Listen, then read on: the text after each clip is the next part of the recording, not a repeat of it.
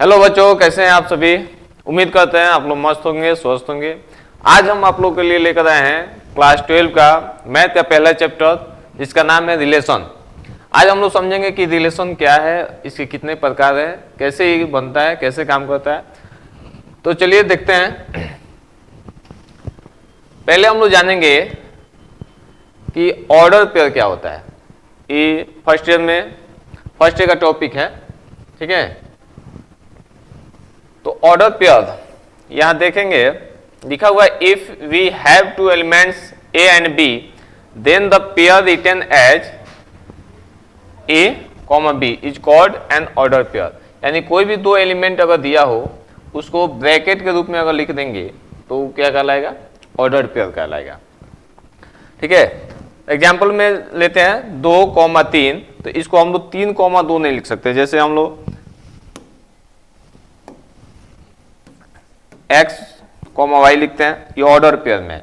इतना बराबर अगर 2,3 लिखते हैं तो इसका मान मतलब है कि x का वैल्यू 2 है और y का वैल्यू 3 है।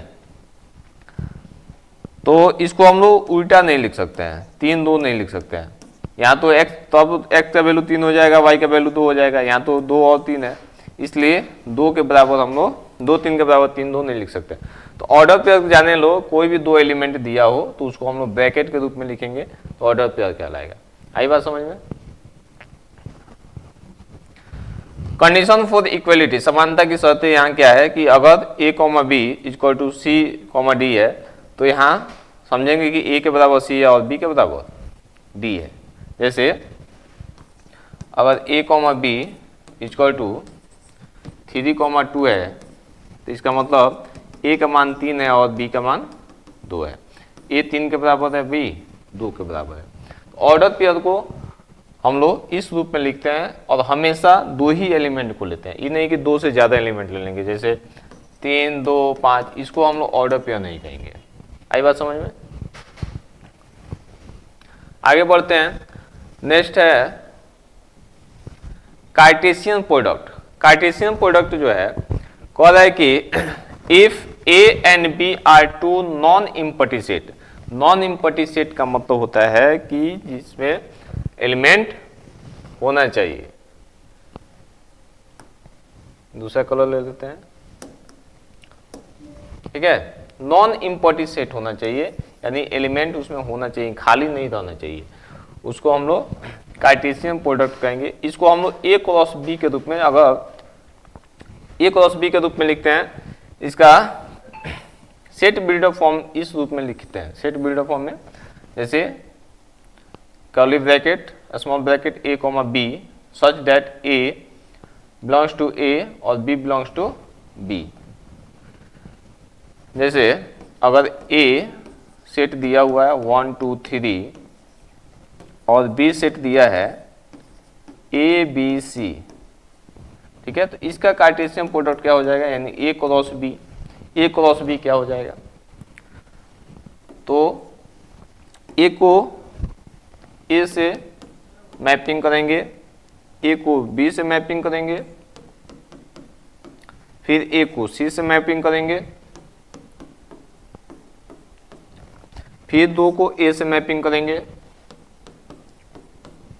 2 को b से मैपिंग करेंगे और 2 को c से मैपिंग करेंगे। पुनः 3 को a से मैपिंग करेंगे, b से मैपिंग करेंगे, फिर c से मैपिंग करेंगे। तो ये हो जाएगा 3a, 3b एंड 3c। तो ये कहलाएगा आप लोग का a क्रॉस b, यानी a कार्टेशियन प्रोडक्ट b, ठीक है। बात आ रही समझ में। तो अगर इसी का उल्टा कर दे, यानी b क्रॉस a पूछ दे, तब इसको हम कैसे लिखेंगे, इसको उल्टा लिख देंगे। a1 हो जाएगा, b1 हो जाएगा, c1 हो जाएगा, a2 हो जाएगा, b2 हो जाएगा, c2 हो जाएगा, a3 हो जाएगा, b3 हो जाएगा और c3 हो जाएगा, ठीक है। तो इसको हम कहेंगे b क्रॉस a, यानी b का मैपिंग a के साथ करेंगे। इसमें था कि a का मैपिंग b। विजुअल डायग्राम द्वारा हम समझा रहे हैं। 1 2 3 है, अब बी का एलिमेंट है ए बी सी, ठीक है, हमको ए क्रॉस बी करना है, तो सबका मैपिंग सबके साथ, ठीक है। फिर 2 का करेंगे ए के साथ, 2 का बी के साथ, 2 का सी के साथ, फिर 3 का ए के साथ, 3 का बी के साथ और 3 का सी के साथ। तो सबका मैपिंग जब सबके साथ करेंगे तो उसी को हम लोग कहेंगे कार्टेशियन प्रोडक्ट। इसी प्रकार हम देखेंगे जैसे ए क्रॉस बी ए हो गया, बी क्रॉस ए हो गया, तो ए क्रॉस ए क्या हो सकता है, ए क्रॉस ए, ठीक है, यानी ए का मैपिंग ए के साथ करना है, तो ए का मैपिंग ए के साथ 1 2 3, इसमें भी ले लिए 1 2 3, यानी ए भी ए से हमको मैपिंग कराना है ए को, तो 1 से 1 का कराएंगे, 1 से 2 का कराएंगे, 1 से 3 का, फिर 2 का 1 से, 2 का 2 से, 2 का 3 से, फिर 3 का 1 से, 3 का 2 से, 3 का 3 से, तो ये कर लाएगा ए क्रॉस ए, यानी 1 से 1 का, 1 से 2 का, 1 से 3 का, फिर 2 से 1 का, 2 से 2 का, फिर 2 का 2 से 3 का, फिर 3 से 1 का, 3 से 2 का और 3 से 3 का, ये कहलाएगा ए क्रॉस ए। उसी पर हम निकाल सकते हैं बी क्रॉस बी, तो आप लोग खुद ट्राई कीजिएगा कि बी क्रॉस बी क्या होगा। आई बात समझ में? तो उम्मीद करते हैं आप लोग को समझ में आई होगी कि हम लोग कार्टेशियन प्रोडक्ट कैसे। अब देखेंगे नेक्स्ट क्या है, रिलेशन, मेन पॉइंट है रिलेशन। रिलेशन क्या है, तो रिलेशन में यहां दिया हुआ है कि a relation R from set A to set B is a subset of A cross B. अभी हम लोग कार्टेशियन प्रोडक्ट पर हैं, तो ए क्रॉस बी का सबसेट होता है रिलेशन, जिसको हम लोग डिनोट करते हैं कैपिटल आर से, ठीक है। सेट और सेट ए और सेट बी का जो एलिमेंट होता है वो दोनों के बीच मैपिंग होता है, ठीक है, उसी मैपिंग को हम कहेंगे रिलेशन। यानी या ए क्रॉस बी जैसे इसमें था कार्टेशियन प्रोडक्ट में लिए थे लोग, ये सब क्या है रिलेशन। ए का रिलेशन किससे, ए से, 1 का रिलेशन बी से, 1 का रिलेशन सी से, ठीक है। तो ये सबसेट होगा इसका, ये सब क्या है सबसेट है, ठीक है। तो रिलेशन जाने कि ए क्रॉस बी का सबसेट होता है आर, आर था रिलेशन। जैसे एग्जांपल लेते हैं,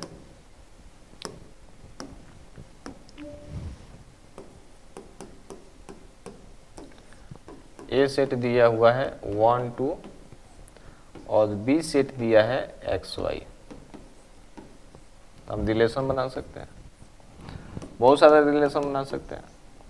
ए का मैपिंग एक्स से हो ये भी रिलेशन होगा, ए का मैपिंग वाई से हो ये भी रिलेशन होगा, 2 का मैपिंग एक्स से हो ये भी रिलेशन होगा,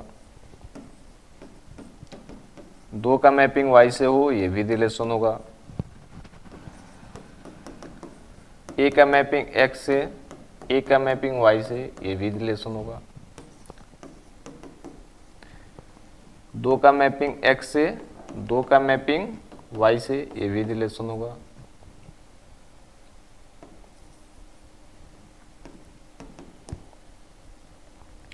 1 का मैपिंग x से, 1 का मैपिंग y से, 2 का मैपिंग x से ये भी रिलेशन होगा,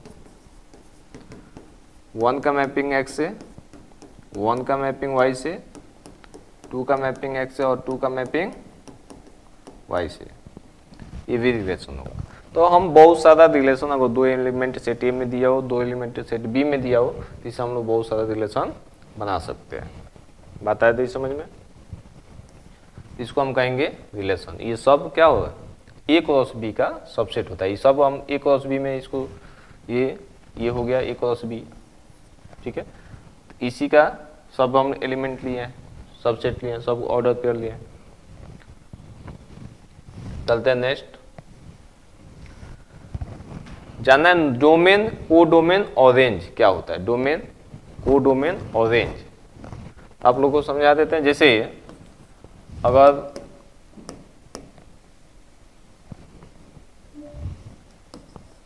एक सेट दिया हुआ है 1 2 3, ये सेट दिया है 1 2 3, ठीक है। तो विजुअल डायग्राम द्वारा समझाते हैं। 1 2 3, इसमें भी देते हैं 1 2 3, सेट बी, सेट ए का सेट ए से रिलेशन, ठीक है। आर तो 1 का मैपिंग, इसको हम बोलेंगे मैपिंग। क्या बोलेंगे इसको?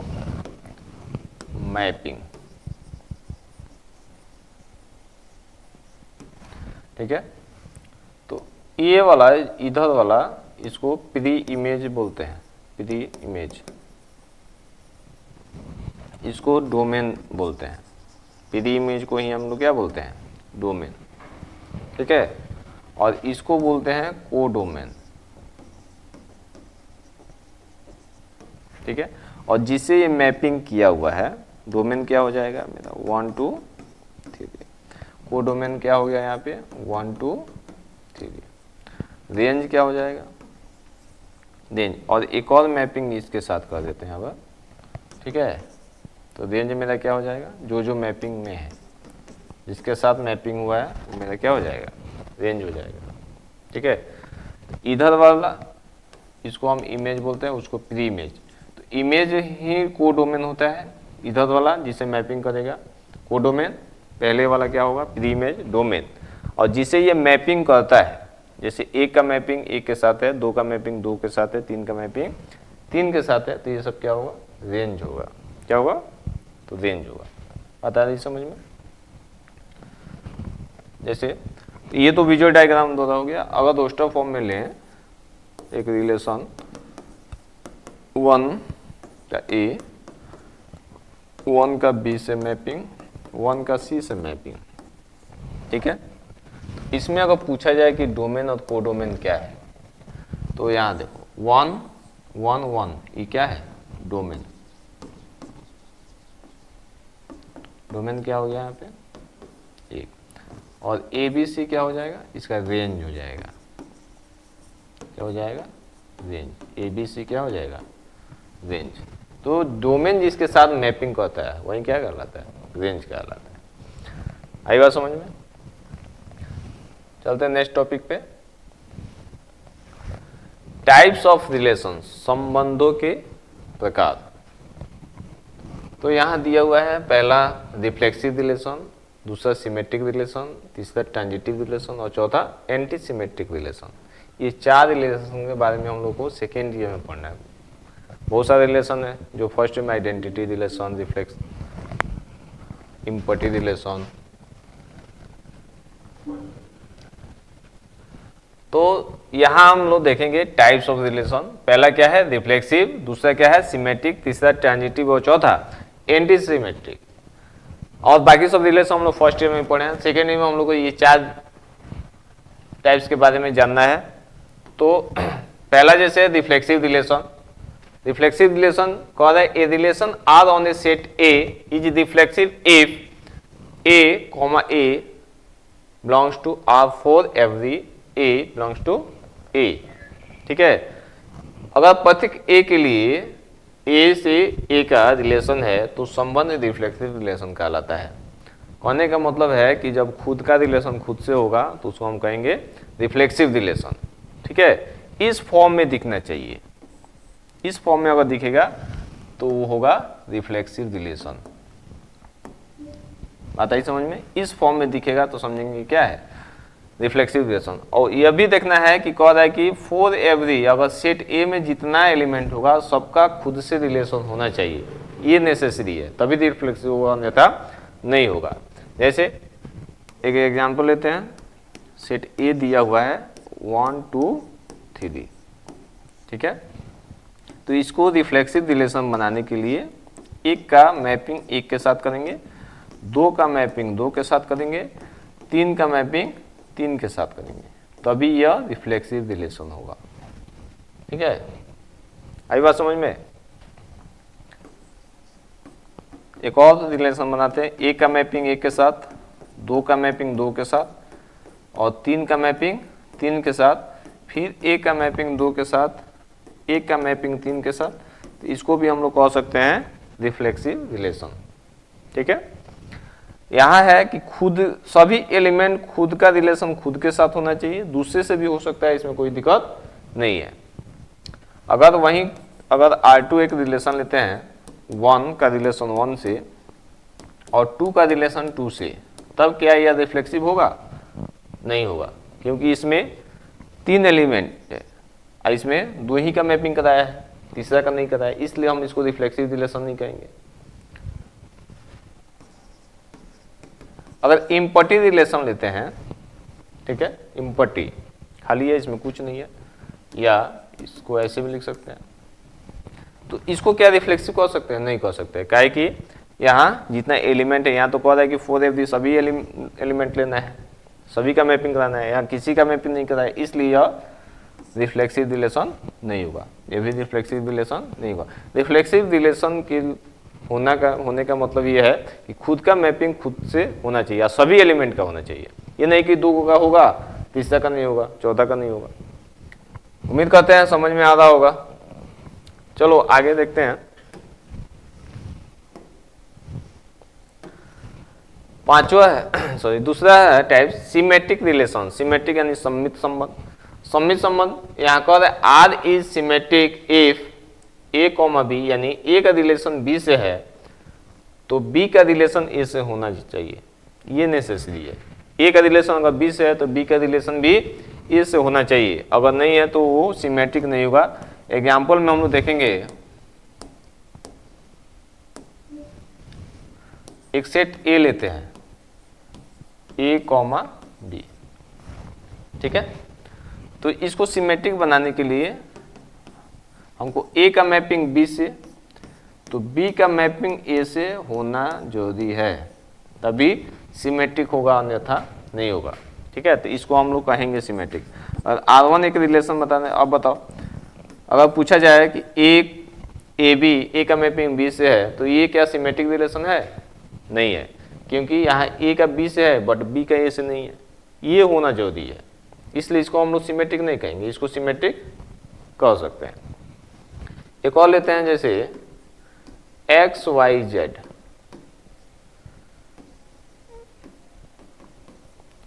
एक्स का मैपिंग वाई से, वाई का मैपिंग एक्स से और एक्स का मैपिंग जेड से, और ये पूछा जाए कि सिमेट्रिक है कि नहीं है, तो क्या ये सिमेट्रिक रिलेशन हो सकता है? यहाँ तो x का मैपिंग y से, y का मैपिंग x है, यहाँ कंडीशन कह रहा है कि a का रिलेशन b से, यानी a का मैपिंग b से है और b का मैपिंग x है, तो सिमेट्रिक रिलेशन होगा। तो ये तो परिभाषा को दर्शा रहा है, लेकिन ये नहीं दर्शा रहा है। ठीक है, x का y से, y का x है, लेकिन x का z से तो z का x से भी होना चाहिए, जो कि नहीं है, तो इसलिए इसको भी हम सिमेट्रिक रिलेशन नहीं कहेंगे। बात आ रही समझ में?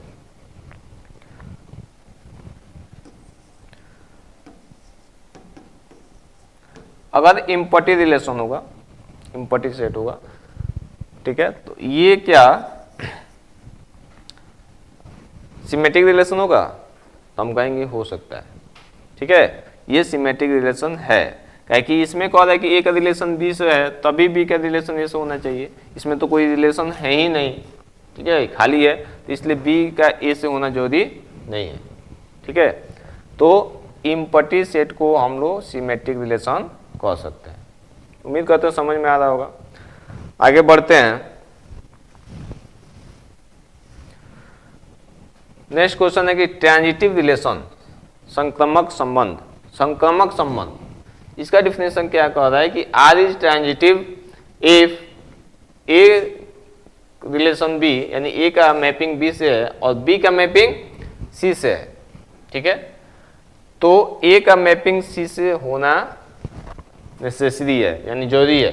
ठीक है, अगर ए का संबंध बी से है और बी का सी से है तो ए का भी सी से होना जरूरी है। जैसे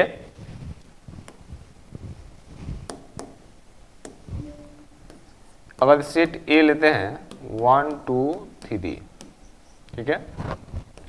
तो ट्रांजिटिव के लिए हमको परिभाषा तो ए का रिलेशन 2 से, 2 का रिलेशन 3 से, तो ए का रिलेशन क्या होना चाहिए 3 से होना चाहिए, तभी ट्रांजिटिव होगा, अन्यथा ट्रांजिटिव नहीं होगा। एक और रिलेशन बना दें, ए का 2 से, क्या यह ट्रांजिटिव है? हम कहेंगे हाँ है। यहाँ कह रहा है कि ए का रिलेशन बी से और बी का रिलेशन सी से, तभी ए का रिलेशन सी से होना चाहिए। अगर ये दोनों अलग अलग रिलेशन बना रहे हैं तो उसको हम ट्रांजिटिव रिलेशन कह सकते हैं, और दोनों साथ में है तब तीसरा का होना जरूरी है। बता रही समझ में? तो इसको हम ट्रांजिटिव कह सकते हैं। ए का रिलेशन 2 से, ठीक है, ए का रिलेशन 3 से, तो ये ट्रांजिटिव है कि नहीं है? तो ये भी ट्रांजिटिव हो सकता है, क्योंकि ए बी है, यहाँ ए क्या है सी है, तो इसको तो नहीं तोड़ा रहा, ये अलग अलग है, ठीक है, इसलिए इसको हम क्या कहेंगे ट्रांजिटिव रिलेशन कहेंगे। R3, अगर ए का रिलेशन 2 से, 2 का रिलेशन 3 से और 3 का रिलेशन 1 से है, तो ये क्या ट्रांजिटिव है बताओ? तो ए का रिलेशन बी से, बी का रिलेशन सी से, तो यहाँ सी का रिलेशन ए से है, लेकिन यहाँ होना चाहिए ए का रिलेशन सी से, इसलिए यह ट्रांजिटिव नहीं है।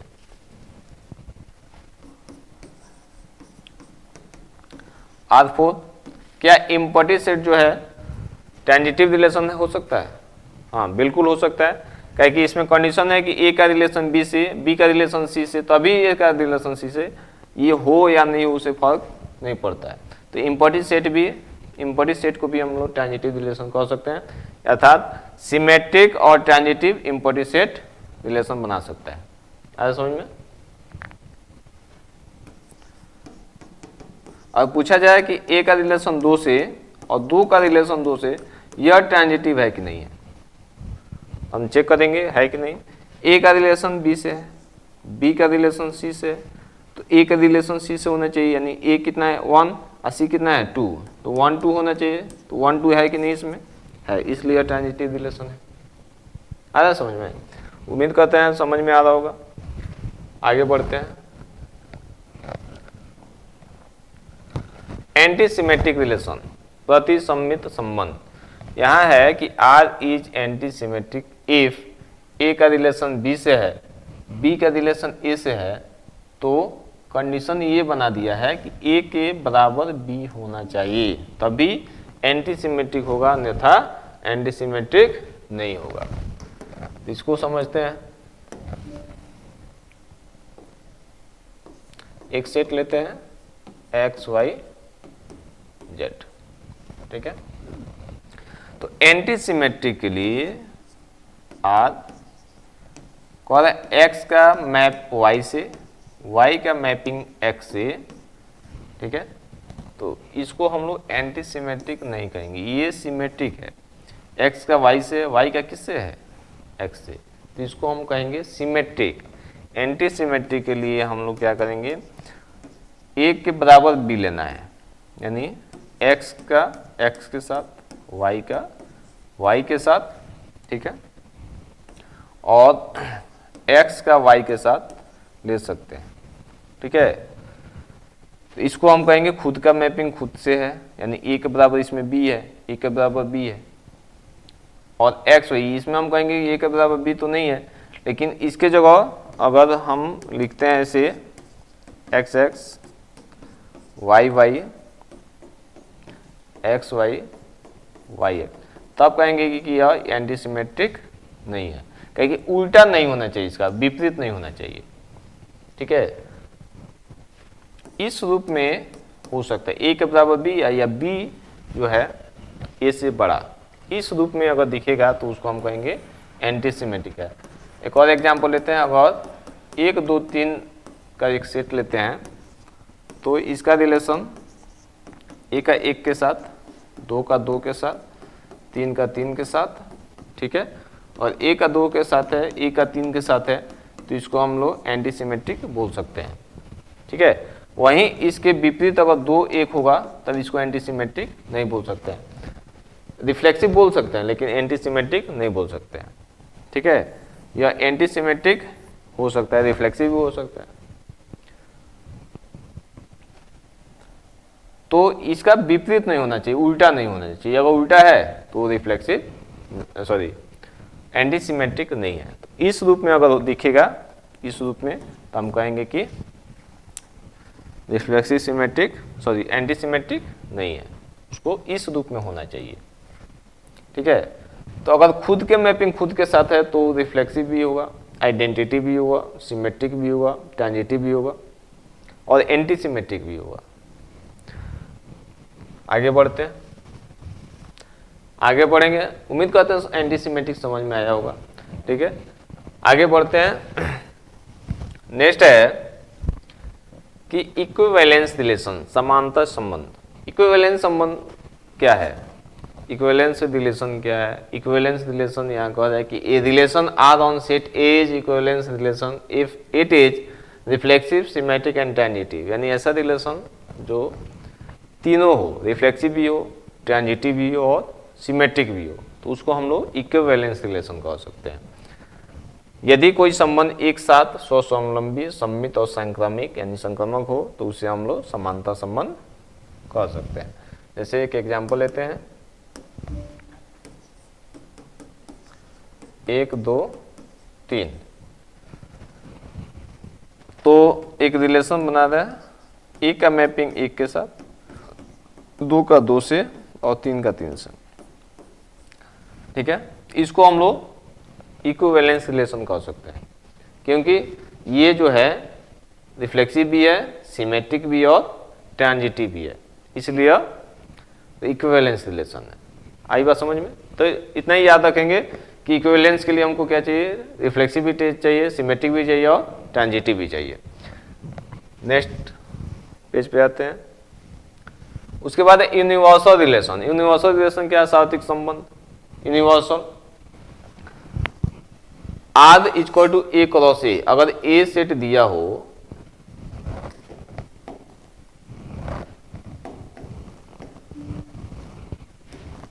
ए सेट दिया हो 1 2 3, ठीक है, तो इसका यानी कार्टेशियन प्रोडक्ट, क्रॉस प्रोडक्ट निकालेंगे ए क्रॉस ए। ए क्रॉस ए क्या हो जाएगा? 1 से 1 का, 2 से 1 से 2 का, 1 से 3 का, 2 से 1 का, 2 से 2 का, 2 से 3 का, 1 से 3 का, सॉरी 3 से 1 का, 3 से 2 का और 3 से 3 का। तो ये जितना ऑर्डर पेयर है यानी सबका सबसे हम लोग मैपिंग कराएं, तो इसी को हम लोग बोल देंगे यूनिवर्सल रिलेशन। ठीक है, क्या बोलेंगे? यूनिवर्सल रिलेशन, यानी खुद का प्रोडक्ट खुद से। ठीक है, खुद का मैपिंग जब खुद से होगा, यानी सेट ए का सेट ए से ही मल्टीप्लाई होगा, तो उसको हम लोग कहेंगे यूनिवर्सल रिलेशन। ठीक है, वहीं ए क्रॉस बी, इसको हम लोग कहेंगे कार्टेशियन प्रोडक्ट, ए क्रॉस ए को कहेंगे यूनिवर्सल रिलेशन। आई बात समझ में?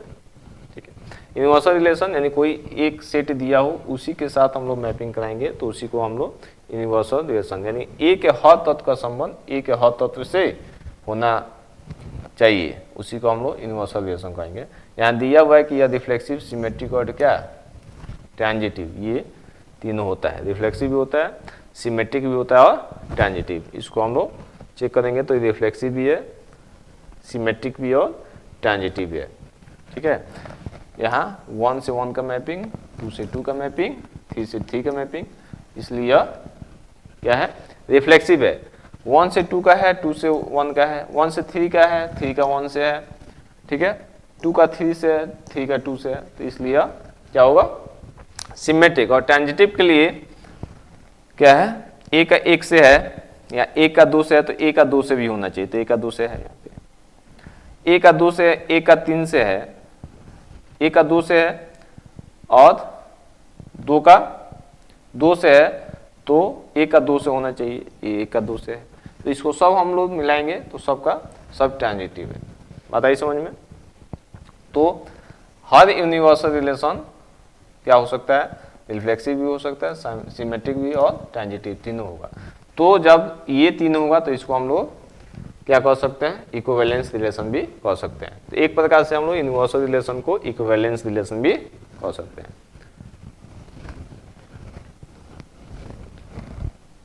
उम्मीद करते हैं समझ में आ रही होगी। चलते हैं नेक्स्ट। चलिए फिर देखते हैं आगे। आगे क्या है, यूनिवर्सल रिलेशन के बाद इम्पटी रिलेशन। इम्पटी रिलेशन क्या है, शून्य संबंध। ठीक है, यहां पर है if r is equal to five that is no element of A is related to any element of A, यानी ए के ए सेट में कोई भी एलिमेंट नहीं होगा, उसी को हम लोग क्या कहेंगे, इम्पटी रिलेशन कहेंगे। ठीक है, यानी सेट ए में कोई एलिमेंट नहीं है और उसका मैपिंग तो किसी से नहीं होगा, तो खाली रह जाएगा, तो उसी को हम क्या कहेंगे, इम्पटी रिलेशन। यानी यह न रिफ्लेक्सिव होता है और न सिमेट्रिक न ट्रांजिटिव। एक मिनट, यहां गलत दे दिया है। ठीक है, यह सिर्फ रिफ्लेक्सिव नहीं होगा, सिमेट्रिक हो सकता है, सिमेट्रिक होगा, ये गलत लिख दिया। ठीक है, सिमेट्रिक भी है और ट्रांजिटिव। इम्पटी रिलेशन सिमेट्रिक भी होता है और ट्रांजिटिव भी होता है, सिर्फ रिफ्लेक्सिव नहीं होता है। आई बात समझ में, यहाँ मिसटाइप हो गया है, सिमेट्रिक नहीं है, सॉरी सिमेट्रिक है और ट्रांजिटिव है, रिफ्लेक्सिव नहीं है। तो इम्पटी रिलेशन, इसको हम लोग ऐसे, जैसे सेट ए दिया है, तो इसका रिलेशन तो किसी का मैपिंग किसी के साथ नहीं होगा, तो हम इसको इस रूप में लिख सकते हैं, या इसको हम लोग इस रूप में लिख सकते हैं। तो इसको हम कहेंगे इम्पटी रिलेशन। ठीक है, तो याद रखेंगे कि इम्पटी रिलेशन जो है रिफ्लेक्सिव नहीं होता है, सिमेट्रिक और ट्रांजिटिव होता है। अगर कोई टॉपिक नहीं समझ में आई होगी तो आप लोग कमेंट बॉक्स में आप लोग बता सकते हैं, उसको आप लोग फिर उसको हम फिर समझाने का प्रयास करेंगे ताकि आप लोगों को अच्छा तरह से समझ में आए। नेक्स्ट है आइडेंटिटी रिलेशन। आइडेंटिटी रिलेशन में क्या है कि let A be a set then the identity relation on A is defined as, यानी ए कोई समुच्चय है तो पहचान संबंध वह संबंध है जिससे हर तत्व का संबंध स्वयं से होता है। ठीक है, इस सेट बिल्डर फॉर्म में दिया हुआ है, तो स्वयं का रिलेशन स्वयं से होगा, तो उसको हम क्या कहेंगे, आइडेंटिटी रिलेशन। ठीक है, इसमें स्वयं का रिलेशन दूसरे से नहीं होना चाहिए। अगर एक सेट दिया है जिसका एलिमेंट 1 2 3 है, तो आइडेंटिटी रिलेशन के लिए 1 का मैपिंग 1 से, 2 का मैपिंग 2 से, 3 का मैपिंग 3 से, तो इसको हम लोग आइडेंटिटी रिलेशन कहेंगे, कहेंगे स्वयं का रिलेशन स्वयं से है। 1 का मैपिंग 1 से, 2 का मैपिंग 2 से, 3 का मैपिंग 3 से और 1 का मैपिंग 3 से है, तो इसको हम लोग आइडेंटिटी रिलेशन नहीं कहेंगे, सिर्फ ये होना चाहिए, ये नहीं हो सकता। ठीक है, यानी स्वयं का मैपिंग स्वयं से। ठीक है, इसको हम लोग रिफ्लेक्सिव कह सकते हैं, आइडेंटिटी नहीं कहेंगे, याद रखेंगे। यहाँ है number of possible relation. Number of possible relation, if A and B are two finite set such that number of A, मान लो कि नंबर ऑफ A में P एलिमेंट है, नंबर ऑफ B में Q एलिमेंट है, तो total possible relation कितना होगा, 2 के पावर क्या हो जाएगा, PQ, 2 के पावर PQ। ठीक है, जैसे और A में 1 2 है, B में X Y Z है, तो रिलेशन टोटल रिलेशन कितना होगा, 2 के पावर PQ, यानी 2P, इसको हम P बराबर कितना है 2, Q बराबर कितना है 3, तो 2 गुने कितना हो जाएगा 3, तो 2 का पावर हो जाएगा 6, तो 2 का पावर 6 कितना होता है 64, यानी 64 रिलेशन हम लोग बना सकते हैं। आई बात समझ में, तो टोटल पॉसिबल रिलेशन कितना होगा 2 का पावर PQ, या 2 के पावर हम लोग लिख सकते हैं में, अब जो मान सकते हैं इसको। ठीक है, आई बात समझ में। चलते हैं हम क्वेश्चन की ओर। एक चीज और बता दें,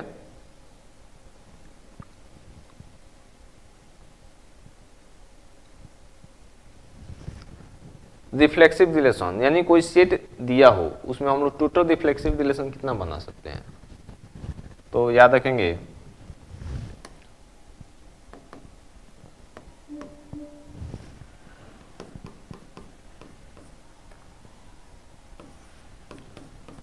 total number of reflexive relation equal to 2 के power n square minus n। ठीक है, ये होता है फॉर्मूला रिफ्लेक्सिव रिलेशन, ये होगा। जैसे अगर ए सेट 1 2 3 दिया हो तो n बराबर कितना मानेंगे, n बराबर 3 है, 3 एलिमेंट है, तो टोटल रिफ्लेक्सिव कितना बनाएगा, तो टोटल रिफ्लेक्सिव बनाएगा 2, n 3 है तो 3 का स्क्वायर 9 और माइनस 3, 2 का पावर कितना हो जाएगा 6, यानी कितना होगा 64 रिफ्लेक्सिव रिलेशन बन सकता है। आई बात समझ में।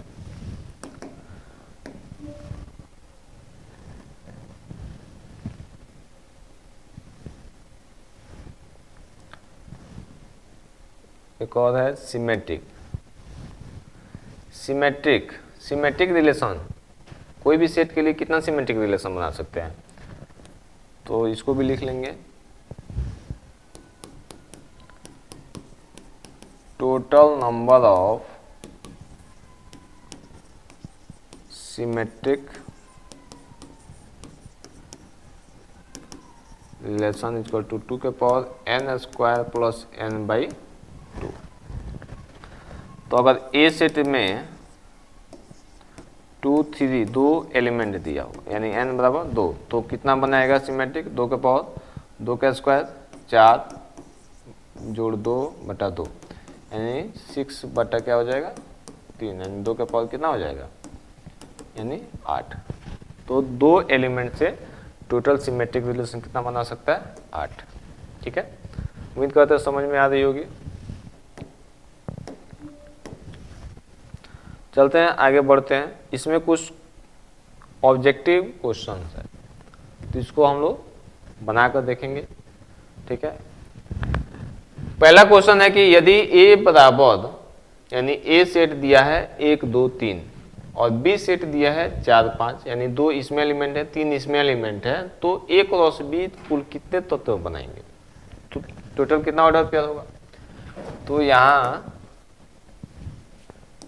ए का है 1 2 3, बी का है 4 5, तो ए क्रॉस बी में कितना हुआ, तो 3 यह है 2 यह है, गुना कर देंगे 3 गुने 2 यानी टोटल 6। ठीक है, चेक करते हैं, ए का 4 से, ए का 5 से, 2 का 4 से, 2 का 5 से, 3 का 4 से और 3 का 5 से। तो यहाँ 1 2 3 4 5 6 यानी 6 ऑर्डर पेयर बनाएगा, तो 6 गो तत्व होंगे इसमें। इस सेट में कितना तत्व होंगे 6। तो आंसर क्या हो जाएगा ऑप्शन नंबर बी। आई इस बात समझ में।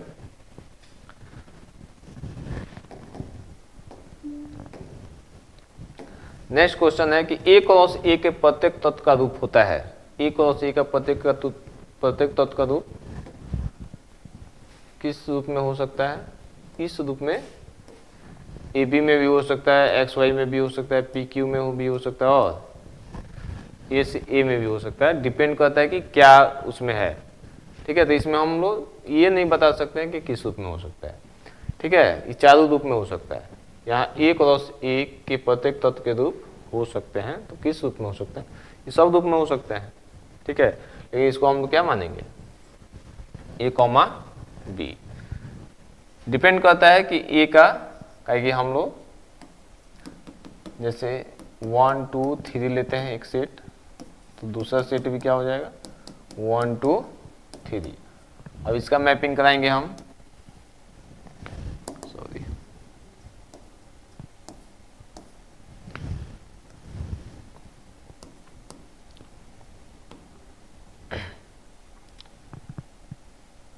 ए क्रॉस ए, तो यहाँ 1 का 1 से, 1 का 2 से, 1 का 3 से, ऐसे ऐसे हम लोग सबका मैपिंग सबके साथ कराएंगे। तो इसको हम लोग ए मानते हैं, इसको क्या मानते हैं, बी। मानने के लिए इसको एक्स मानते हैं और क्या मान सकते हैं, वाई, लेकिन ज़्यादातर हम लोग क्या मानते हैं, ए और बी। क्या कि सारा परिभाषा हम लोग ए बी पे देखें, इसलिए हम इसको सबसे बेस्ट क्या होगा, ऑप्शन ए कॉमा बी, इस रूप में हम लोग लिख सकते हैं। ठीक है, अगर इसमें ऑप्शन इसके जगह देता all of these, all of these, तो ऑप्शन क्या लगाते हैं, ऑल ऑफ दीज का। आई बात समझ में। चलिए नेक्स्ट क्वेश्चन हम देखते हैं। किसी संबंध को रिफ्लेक्सिव कहा जाता है यदि, किसी संबंध को रिफ्लेक्सिव, तभी हम लोग रिफ्लेक्सिव का डिफिनेशन जाने, तो क्या कहा जाएगा, प्रत्येक तत्व स्वयं से संबंधित हो, ये कहा जाएगा। कि बी कह रहा है कि हर तत्व दूसरे तत्व से संबंधित हो, ये होगा। किसी कोई भी तत्व स्वयं से संबंधित न हो, कि उपरोक्त में से कोई नहीं, कौन सा ऑप्शन बेस्ट होगा। तो अभी हम लोग जानेंगे रिफ्लेक्सिव। रिफ्लेक्सिव का मतलब होता है कि खुद का मैपिंग खुद के साथ, यानी इस रूप में होना इसके लिए अति आवश्यक है, अन्यथा नहीं होगा। इस रूप में, इस रूप में होगा तभी उसको हम लोग रिफ्लेक्सिव रिलेशन कहेंगे, यानी स्वयं का स्वयं से। तो प्रत्येक तत्व स्वयं से जब संबंधित होगा तो उसी को हम लोग रिफ्लेक्सिव कहेंगे, अन्यथा हर तत्व दूसरे तत्व से संबंधित, तो इसको हम लोग रिफ्लेक्सिव नहीं कहेंगे। ठीक है, कोई भी तत्व स्वयं से संबंधित न हो, इसको भी नहीं कहेंगे, उपरोक्त में से कोई भी। तो प्रत्येक तत्व स्वयं से क्या हो, प्रत्येक तत्व स्वयं से संबंधित हो, यानी 1 का अगर 3 को है तो 1 से 1 का, 2 से 2 का, यानी स्वयं से स्वयं का है रिलेशन, 3 का 3 से, यानी प्रत्येक का स्वयं से रिलेशन, इसलिए इसको हम लोग रिफ्लेक्सिव कहेंगे। तो इसका बेस्ट ऑप्शन क्या होगा, ए। ठीक है, उम्मीद करते हैं आप लोग को बढ़िया से समझ में आ रहा होगा। नेक्स्ट चलते हैं, चौथा है, यदि आर का एलिमेंट है 1 1 2 2 3 3, तो यह किस प्रकार का संबंध है, रिफ्लेक्सिव है, सिमेट्रिक है, ट्रांजिटिव है, या उपरोक्त सभी है। तो हम लोग पहले ही बताए थे कि इस रूप में अगर होगा तो उसको हम लोग तीनों कहेंगे। तो रिफ्लेक्सिव भी है, सिमेट्रिक भी है, ट्रांजिटिव, तो ये तीनों है, तो इसलिए हम लोग ऑप्शन नंबर क्या लगाएंगे, डी। क्या कि रिफ्लेक्सिव भी है, सिमेट्रिक, ट्रांजिटिव, तो उपरोक्त मतलब बेस्ट ऑप्शन क्या है, उपरोक्त सभी। ठीक है, नेक्स्ट पांचवा क्वेश्चन है कि यदि आर 1 का रिलेशन 2 से, 2 का रिलेशन 1 से, तो ये किस प्रकार का संबंध है। तो अभी जाने हम लोग कि केवल सिमेट्रिक, केवल रिफ्लेक्सिव, केवल ट्रांजिटिव या इक्विवेलेंस, कौन सा होगा, कौन सा ऑप्शन होगा। तो सिमेट्रिक का डिफिनेशन, सिमेट्रिक क्या कह रहा है, सिमेट्रिक यहाँ है कि ए का अगर रिलेशन बी से, तो बी का रिलेशन ए से होना जरूरी है। ठीक है, तो यहाँ देखो ए का बी से है तो बी का ए से है, तो ये तो सिमेट्रिक है। रिफ्लेक्सिव में क्या है, ए का संबंध ए से ही होना चाहिए, तो ये क्या है, खुद से खुद का है, नहीं है, तो ये रिफ्लेक्सिव नहीं है। अब चेक करेंगे ट्रांजिटिव है कि नहीं। तो ट्रांजिटिव के लिए ए का 2 से है, तो ट्रांजिटिव का डिफिनेशन क्या है, ए का मैपिंग 2 बी से, बी का मैपिंग सी से, तो ए का मैपिंग सी से होना जरूरी है, तभी ट्रांजिटिव हुआ, अन्यथा नहीं हुआ। या तो इस रूप में हो या तो इस रूप में, जब दोनों रूप में है तो तीसरा रूप में होना जरूरी है। तो ए का 2 से, 2 का 1 से, 1 का 2 से है, 2 का 1 से, तो ट्रांजिटिव के लिए 1 से 1 का होना जरूरी है, इससे होना जरूरी है, अन्यथा ये ट्रांजिटिव नहीं होगा, इसलिए यह ट्रांजिटिव नहीं है। ठीक है, तो बेस्ट ऑप्शन क्या होगा इसका, ऑप्शन ए। आई बात समझ में। उम्मीद करते हैं आप लोग को बहुत बेहतर समझ में आई होगी। अगर समझ में नहीं आ रहा होगा तो आप लोग कमेंट बॉक्स में जवाब दे सकते हैं, कमेंट कर सकते हैं। इसका बहुत सारा ऑब्जेक्टिव है, तो अगर आप लोग की ज़रूरत है एग्जाम पॉइंट से ऑब्जेक्टिव, अगर आप चाहते हैं कि हम ऑब्जेक्टिव कराएं तो आप लोग कमेंट बॉक्स में बोल सकते हैं। धन्यवाद।